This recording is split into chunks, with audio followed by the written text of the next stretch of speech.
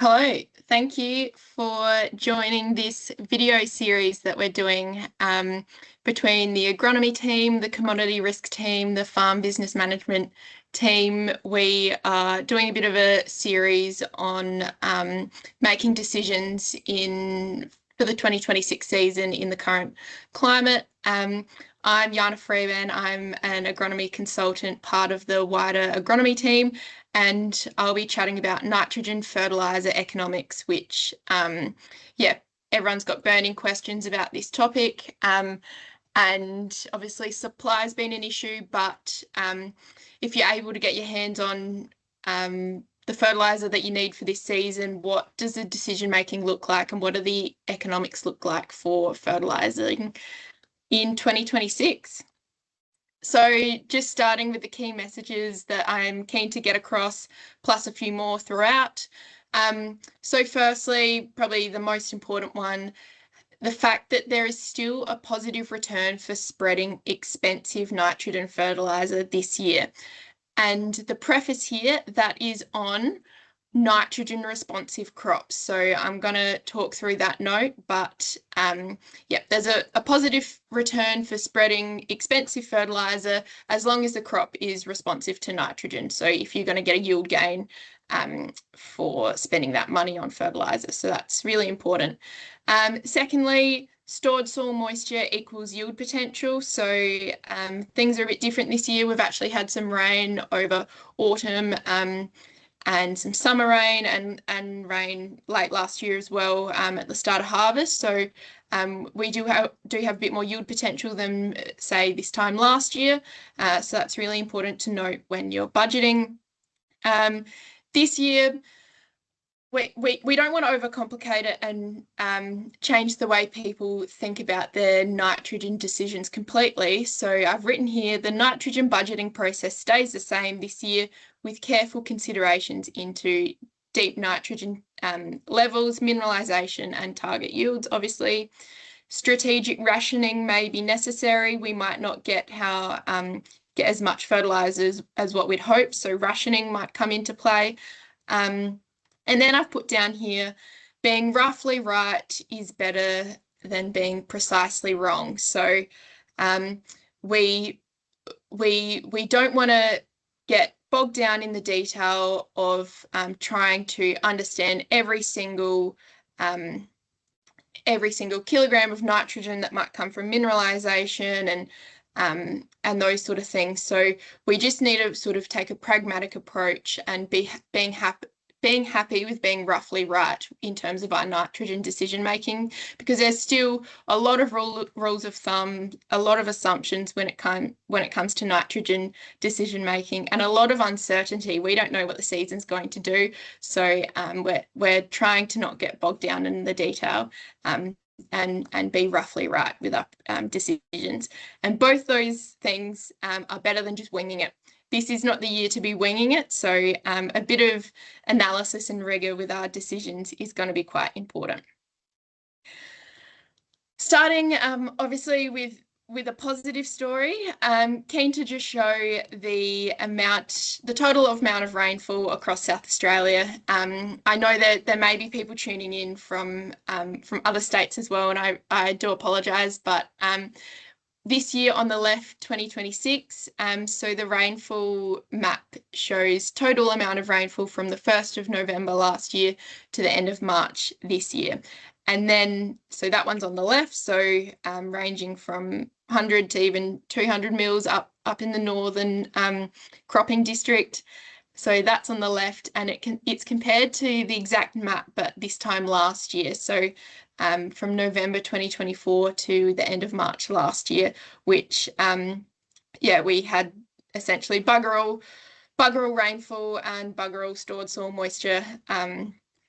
If I, probably didn't put that politely, but it's a bit of a different, it's a bit of a different story this year. So we do actually have some subsoil moisture, and that means yield potential for a lot of people.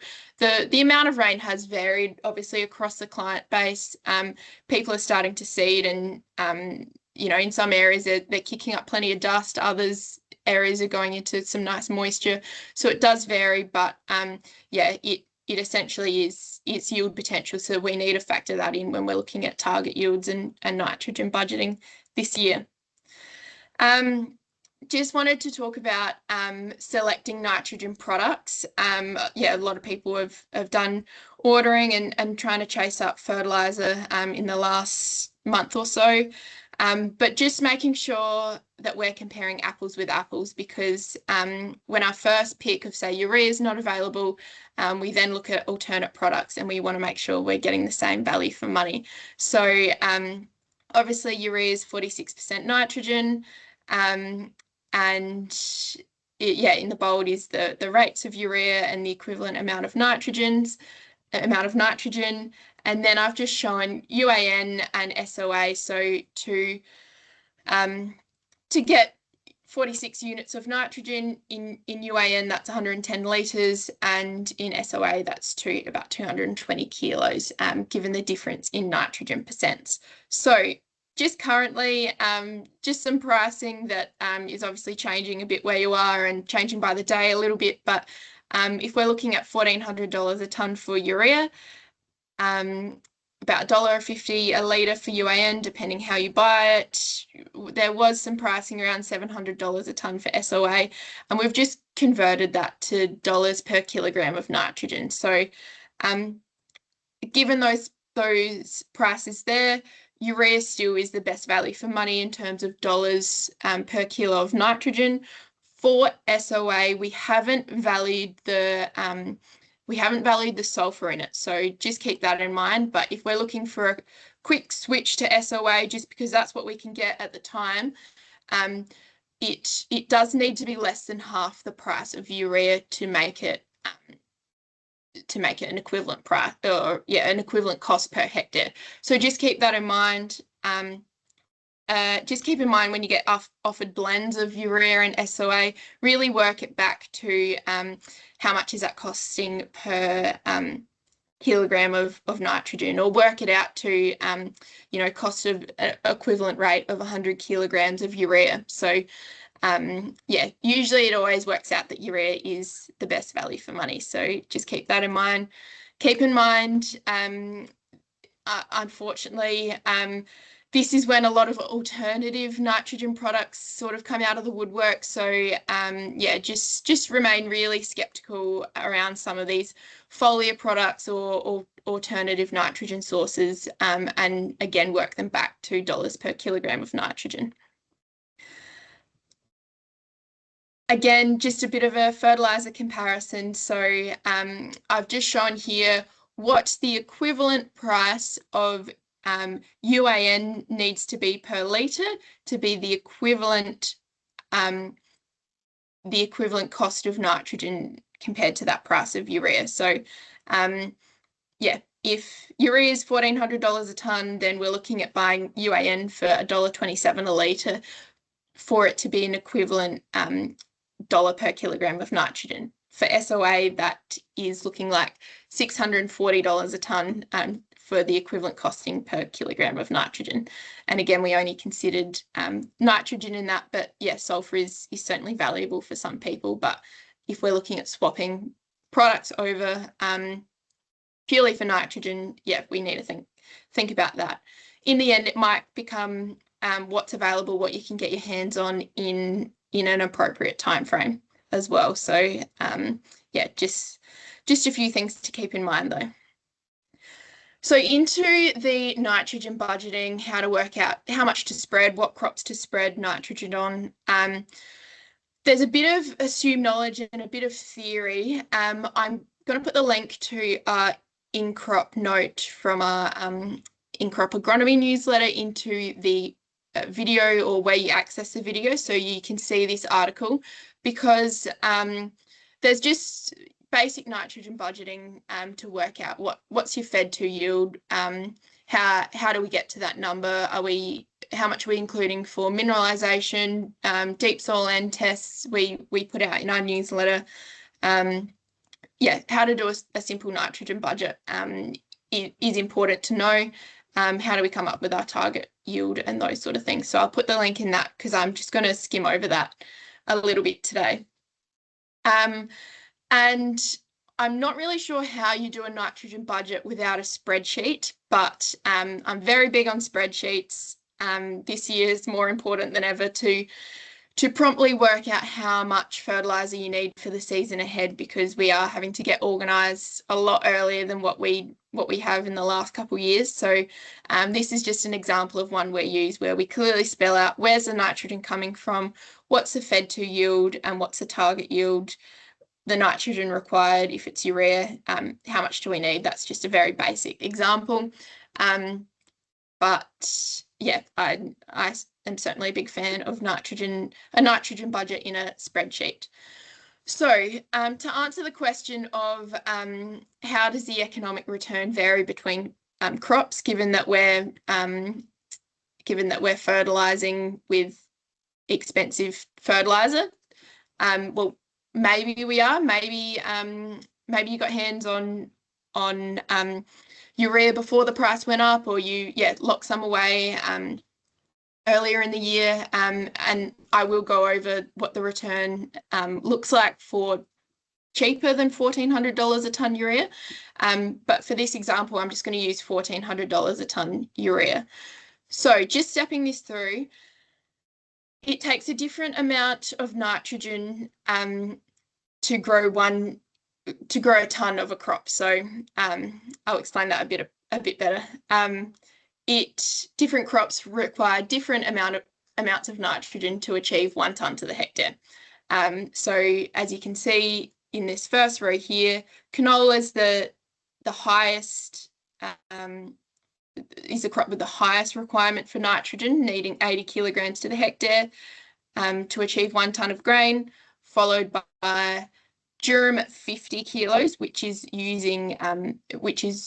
working on a target of 13% protein, wheat at 40 kilos, which uses a target protein of 11, barley at 35 kilograms of nitrogen, which uses a protein target of 10. Now I've put hay in there, so that nitrogen requirement per tonne of grain is per tonne of hay, obviously for hay, which has a lower requirement, and that's then converted to urea rate required to increase yield by 1 tonne to the hectare. And I'm really just going to preface here in the red, this is for nitrogen responsive crops, so nitrogen responsive situations. Obviously, putting 175 kilograms of urea on a canola crop that's already on a nitrogen-rich legume stubble and it's already fed to 2.5 tonne to the hectare, we're not just automatically going to gain a tonne to the hectare of yield. It's only for nitrogen responsive situations. So that's really important. So working through this, we've then put the predicted commodity prices for each of those crops there. The grain team has another video talking through what numbers we should be using to budget this year, but I've picked these numbers. So from that, we can work out what is the return per dollar we spend on fertilizer. I'll make this clear. Per dollar we spend on fertilizer, what return are we getting in income? So this number down here, we might call it the benefit cost ratio. So in canola, so non-Roundup ready, for every dollar we spend on urea, we're looking at getting $3 back in terms of income from the canola. So that is worked out from the commodity price and what it takes to increase yield by 1 tonne to the hectare. So it's a simple division. So why we've done this is to compare the return on spreading this expensive fertilizer across the different crops, because it might come down to rationing this year, unfortunately, and obviously the margins are going to be tighter for spreading fertilizer. So we really need to think carefully and closely where we're putting our fertilizer and what sort of yields we're targeting, because these returns per dollar spent on urea, or the benefit cost ratios, they're a fair bit lower than what they were, say, last year or the year before, when urea is sitting around $750 a ton. So we need to look closely at this. So that's why we're doing this exercise. And in this example, urea being $1,400 a ton in this example, the prioritization order, given that we're talking about nitrogen responsive crops, it starts with hay, obviously biomass instead of grain yield, canola, durum, GM or Roundup Ready canola, followed by barley, and then bread wheat just behind. And that probably shouldn't be too much of a surprise, given commodity prices for wheat. I will just say that we've only just put hay in this example because we might have to look at rationing fertilizer. So we've only just put hay in here, and a lot of the times hay is, it might be on a stubble that has already got enough for the hay to go 5 tonnes to the hectare. So the amount of urea or the amount of fertilizer needed is often quite small, but it does show that it is still important to maximize biomass. Given this example, we've got hay in here at $200 a ton. So just keep that in mind, but obviously ignore the crops that you're not growing. If you're not growing hay, canola, durum, you just look at barley and wheat, obviously. So that is for the example at $1,400 a ton urea. And I've just stepped that through for different urea prices. So obviously, not everyone's buying it for $1,400 a ton. Like I said earlier, people might have locked it away for less. So I've got, urea at $800 a ton. And what does that look like? So canola still comes in very strong with the highest return. And this is sort of the numbers that we were that we've seen in previous years, more around $4 and $5 return for every dollar spent on fertilizer. So this year, given we might be looking at, we are looking at spending $1,400 a ton on urea. The return has weakened, but it is still a positive return. We are still getting $2 plus back for every dollar we spend on fertilizer. So doubling our money, I guess, in theory. And I've just stepped through a few different scenarios there. And then that slightly just changes the crop prioritization order with urea at $800 a ton. Hay just falls back down a little bit. But canola obviously is still strong given those commodity pricing. And obviously these numbers change significantly based on commodity pricing too. Which I have just tried to run a hypothetical example of how the commodity price, if there was an increase in, say, the canola price, using $850 a ton for conventional canola, $800 for Roundup Ready, if durum strengthens wheat and barley a bit. And I've, just for the sake of it, I've put hay in there, actually at a lower number per ton, just if $150 a ton is more representative of hay pricing for cereal hay. This again is the benefit cost ratio. So there's, at the lower urea prices, there's a greater difference between the crop types in terms of their benefit cost or their return per dollar spent on fertilizer. The more expensive the fertilizer is, the smaller the absolute difference between the benefit cost ratios. So that's just something to mull over given that hypothetical scenario. Right. the important part is working out, is the crop nitrogen responsive? So it's all well and good talking about how many dollars you get back spending $1 on fertiliser, but that's only relevant if your crop is going to respond to that nitrogen. So that's really, really important to work out.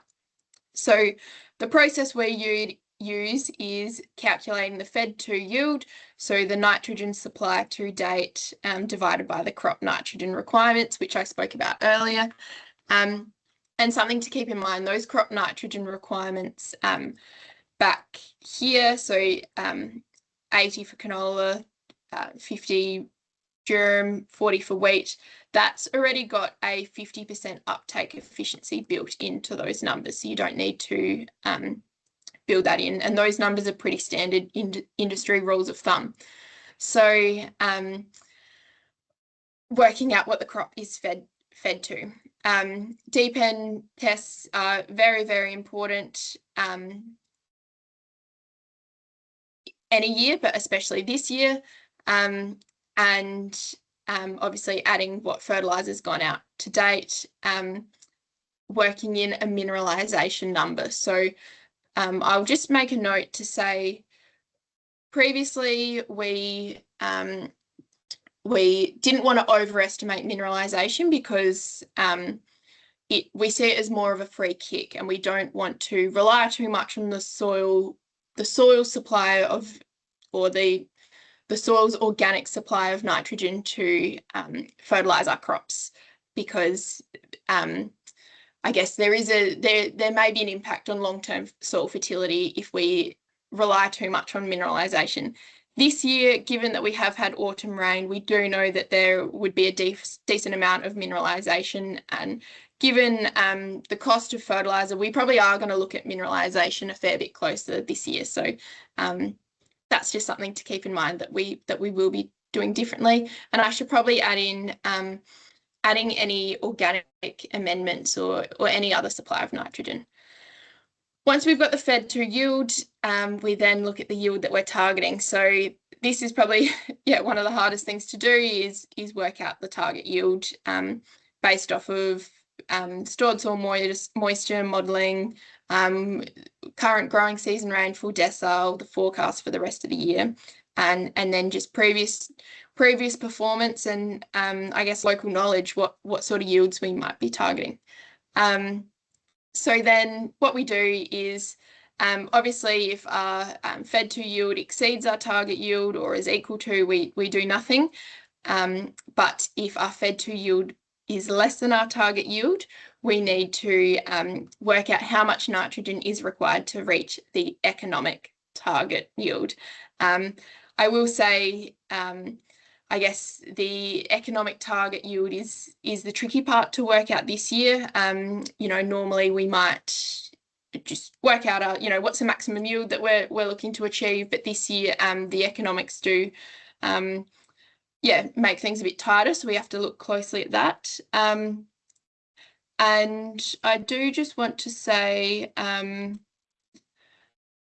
what do I want to say on that?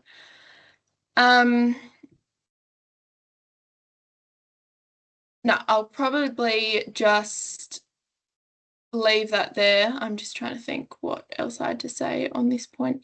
I guess working out nitrogen rates. What's the ideal nitrogen rate? There's been trials on this for years and years, and there's been some recent really good work in the Riskwise project looking at various ways to come up with how much nitrogen to apply each year. That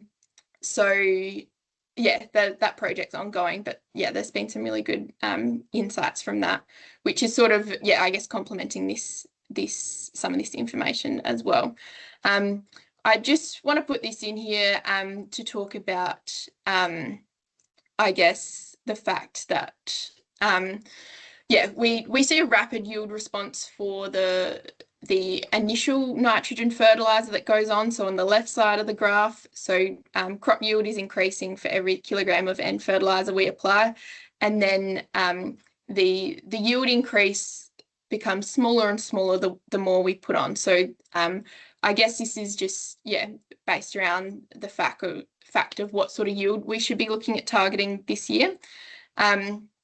And again, this just shows the diminishing return. So the first few units of nitrogen fertiliser that go on give the biggest yield gain, and then the yield response is diminishing the more that we put on. So obviously the big question is, what yield are we targeting this year? What's the economic optimum yield? So where previously we might not have given it much thought and thought, right, what's the maximum, what's the agronomic optimum yield to achieve this year? Or that also might be called the water limited yield potential, or the potential yield with unlimited N. So the where this graph reaches its maximum. So that's maybe previously what we might have been targeting when, say, the benefit cost of spreading wheat might have been $4 or $5 for every dollar of fertilizer. But this year, we certainly need to rethink, I guess, where our target yield sits. And there's no clear or straightforward answer for this, but we do know it is a percent lower of the agronomic optimum yield. Yeah, I would just like to mention, I guess, most years we probably don't strive to target the agronomic optimum yield.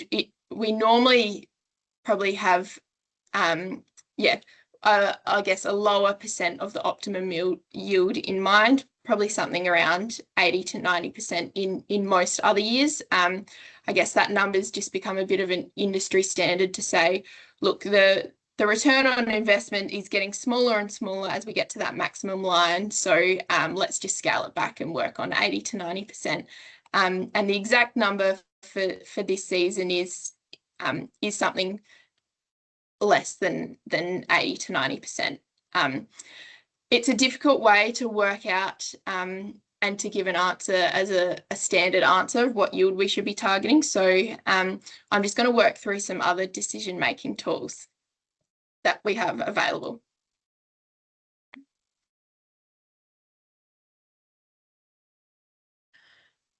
One really good way of looking at how do we come up with a nitrogen rate, how much nitrogen should we be spreading on our paddocks based off of the Fed2 and the target yield, is looking at what that outcome looks like across a range of season deciles. So we know what's happening currently, but we don't know what the seasonal, we don't know how the season's going to play out. Is it going to be a decile 1 winter, decile 1 spring, or is it going to be more average and decile 5 for the year? We just don't know. So yeah, it's useful to see, I guess, a visual way of how that nitrogen decision is going to play out. So just quickly, I want to run through a example. I've just picked Roseworthy for the location. So sorry, just working through this. So this example at Roseworthy I've thought about for this year. So a wheat on a lentil stubble at Roseworthy, stored soil moisture of 30 millimetres or of plant available water, you could call it, or stored soil moisture, 30 millimetres. The current nitrogen supply is 120 kilograms of nitrogen per hectare, and that gives us a Fed2 yield of 3 tonnes to the hectare. I have worked out what the yield potential is for this crop across a range of deciles for the season ahead, and I've used that using the Yield Profit Lite app. So it's a really good app to use to help with your decision making around yield potential and nitrogen decisions. So I've plugged that into the Yield Profit Lite map, and I've come away with a range of yield potential or potential yields across the season deciles. So we've got enough nitrogen for a 3 tonne to the hectare wheat crop, which is around about a decile 2 yield for the rest of the season. So the question is, given I'm currently fed to 3 tonne, what is the risk versus reward of spreading 90 kilograms to the hectare of urea, with urea being $800 a tonne in this example? So I've put it into a calculator developed by Sardi, developed by Peter Heyman at Sardi, and I thought it was a really good tool to just show the upside and the downside risk of this decision across season deciles. So in this example, like I said, fed to 3 tonne, looking at spreading 90 kilograms to the hectare of urea, which was $800 a tonne, and that would give us an extra 1 tonne to the hectare. So it would increase our fed to yield to 4 tonne to the hectare. So along here is the season rainfall deciles. So and along the y-axis is the profit in dollars per hectare of this decision of spreading this urea on this wheat crop, and it's based on wheat at $350 a tonne, urea at $800 a tonne. So, and it is a partial gross margin, so it's not the total gross margin of the crop. So, like I said, so it would increase the fed to yield from 3 tonne to 4 tonne to the hectare, and 4 tonne to the hectare is the yield potential in this environment at Roseworthy if the season was about a decile 4 season for the rest of the year. So that's why the graph, I guess, flatlines, because it says once the crop's got enough nitrogen for 4 tonnes to the hectare, there's no profit gain, but in reality, the actual gross margin and yield of the crop can increase. Even if there's not enough nitrogen for more than 4 tonne, it can increase due to mineralization and those sort of things. But this is just looking at the outcome of a standalone decision. So in this case, the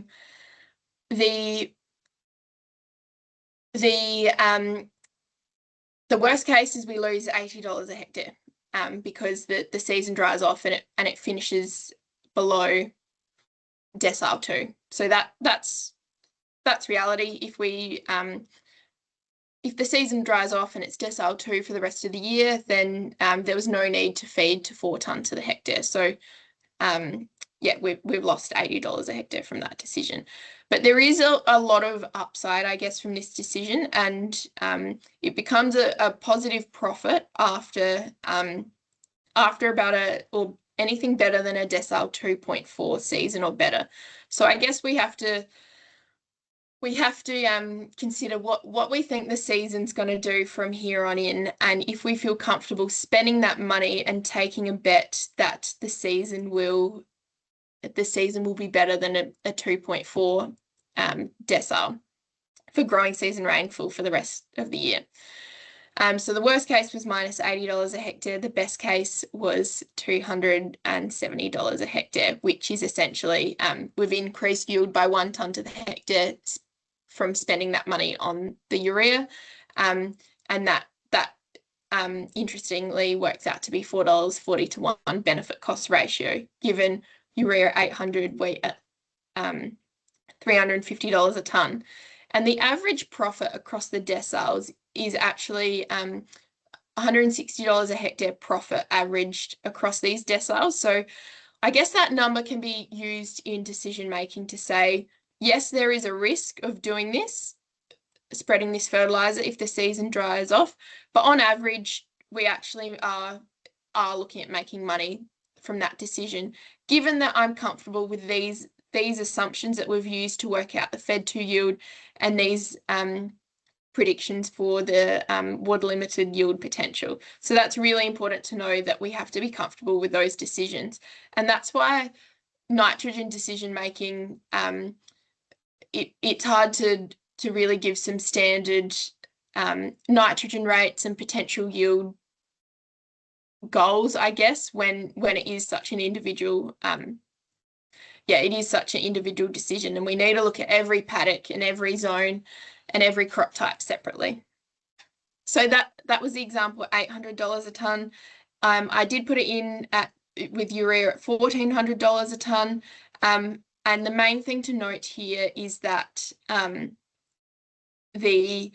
obviously the worst case scenario is a greater loss because the urea is more expensive. The best case isn't quite as much, as it was $270 a hectare, $218 a hectare. The break even is a decile 2.8 season or better, and the average profit across the deciles is $117 a hectare.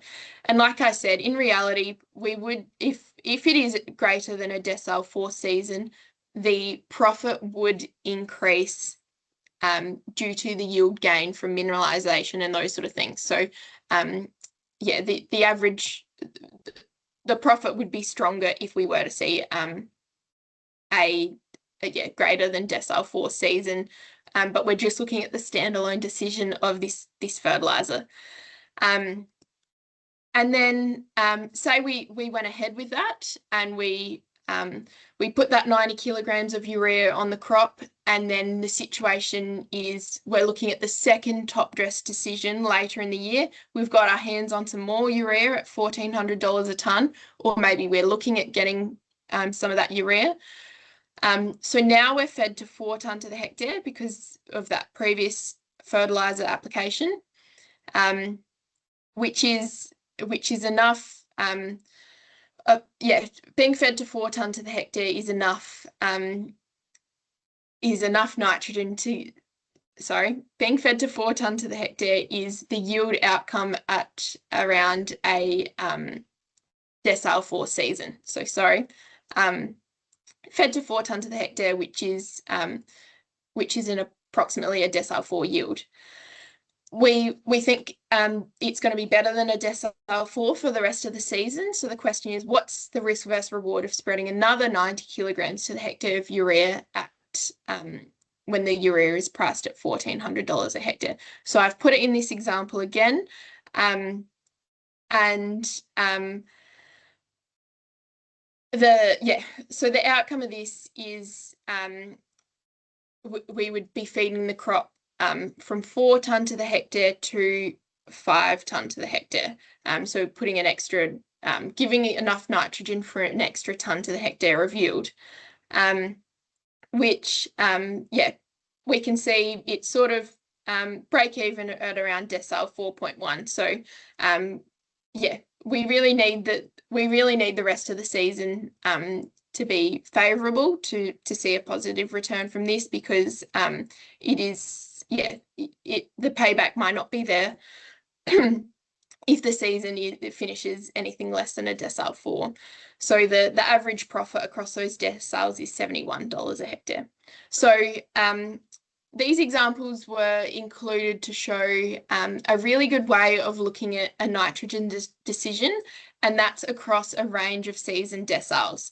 So we don't know how the season's going to play out, but we do know these assumptions, and we can have a pretty good stab at the yield potentials across the season deciles, and we can use that quite easily to make these graphs and understand the downside, the upside risks, and the average profit that we might be looking at across the season deciles.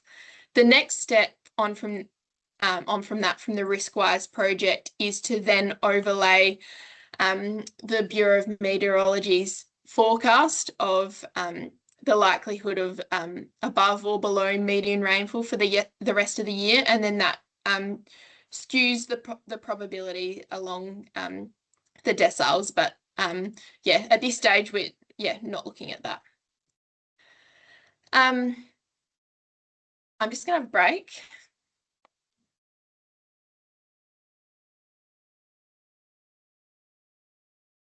I just wanted to touch on how these graphs can be used for other decisions. So these graphs are called quick graphs for slow thinking. They've sort of come about because of Barry Margin, his involvement in the Riskwise project, and they're really good, and we use them quite a bit for making different crop type decisions. So a common one might be, should we grow lentils or beans? And what is the outcome of or how does the profitability of those two crops differ across the rainfall deciles? So I've just put an example in here because it might be a decision that's happening at the moment.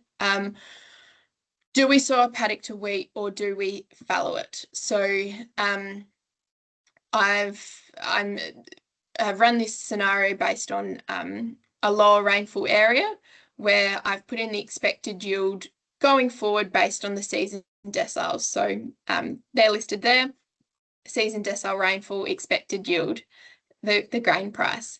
And behind the scenes is all the costs associated with putting this crop in, seed, operations, and fertiliser, obviously. To achieve those yields, I've started off very low fertiliser and then increased slightly, and that's using $1,400 a tonne urea for this example.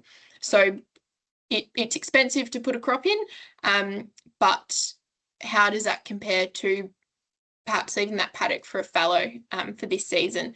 So obviously no yield from a fallow, but there are benefits with stored soil moisture, which I've put in, ranging from small benefits next year if it was a dry year to larger benefits based on, say, a wheat crop going in next year. So this table here is the summary gross margin across the season deciles, and then that's been turned into a graph. So essentially you can see anything better than a decile 3 rainfall year for this season ahead, you're better off. You're better off putting a wheat crop in and capitalizing on that upside. Whereas obviously a fallow is, you don't have this smaller downside risk of putting the crop in. You could adjust this to say there is maybe better subsequent gains from a fallow to next year's wheat crop if you wanted to adjust the numbers.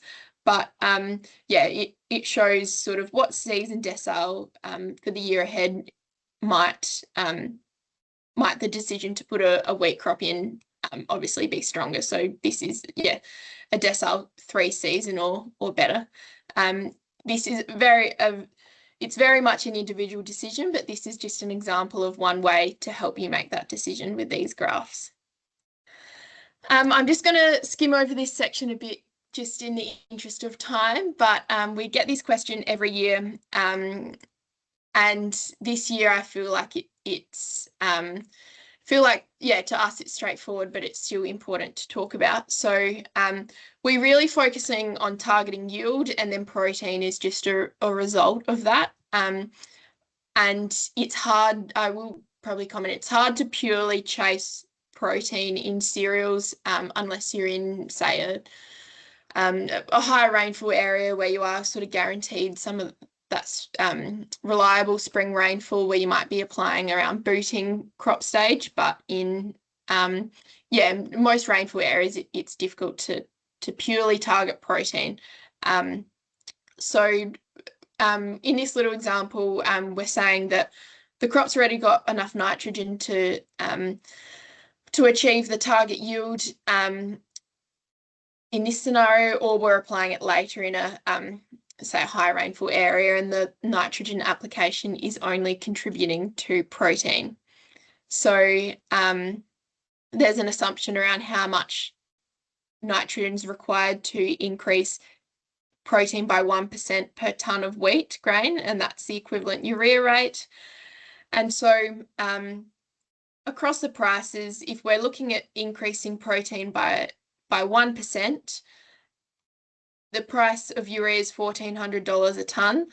That's how much it costs per tonne of grain, of wheat grain, to increase protein by 1%. So when you work out the actual rate that you're going to use, you multiply it by your crop's yield. But yeah, for the sake of this, yeah, $15.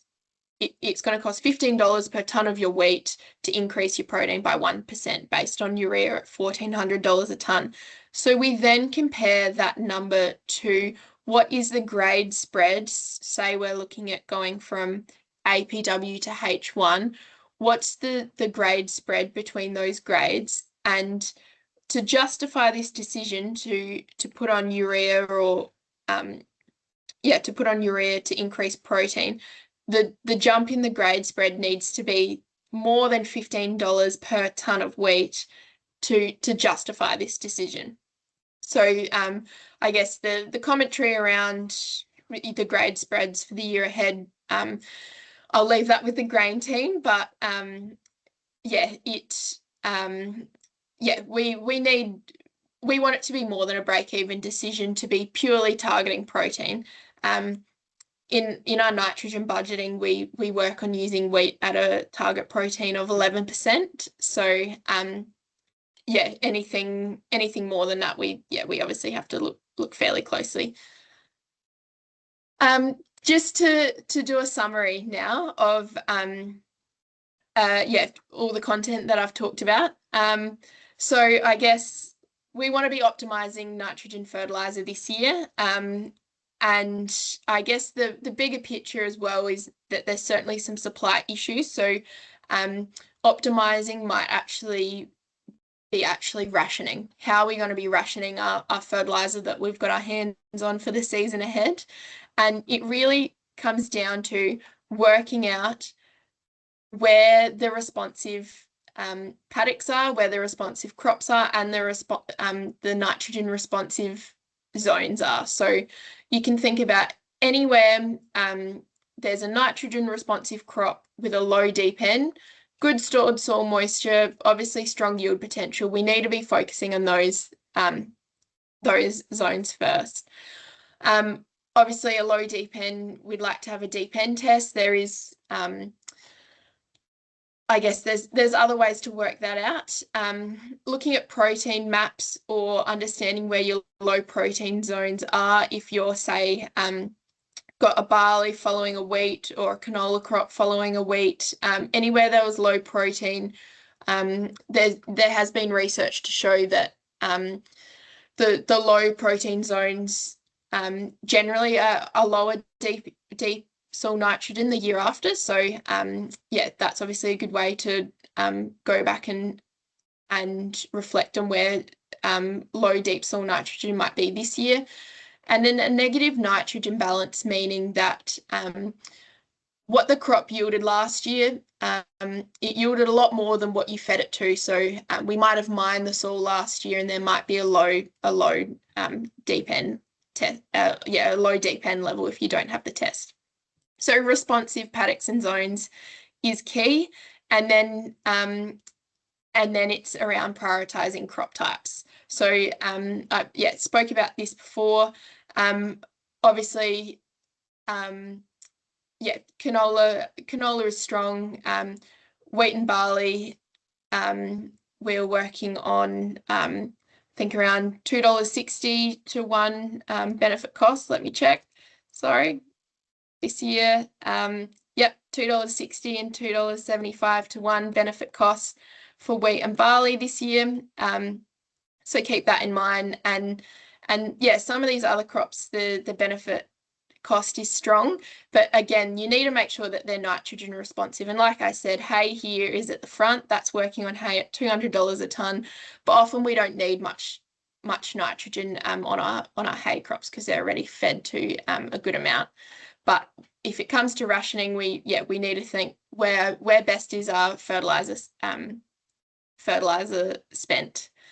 And then focusing on high yielding production zones. So anywhere that might be low frost risk, high performing soils, safer rainfall areas, you're going to prioritize your fertilizer in those zones.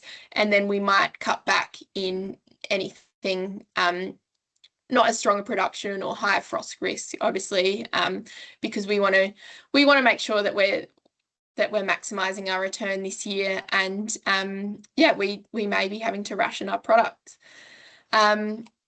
Obviously, focusing on spreading early the crops that need it. to maximise biomass, hay and canola.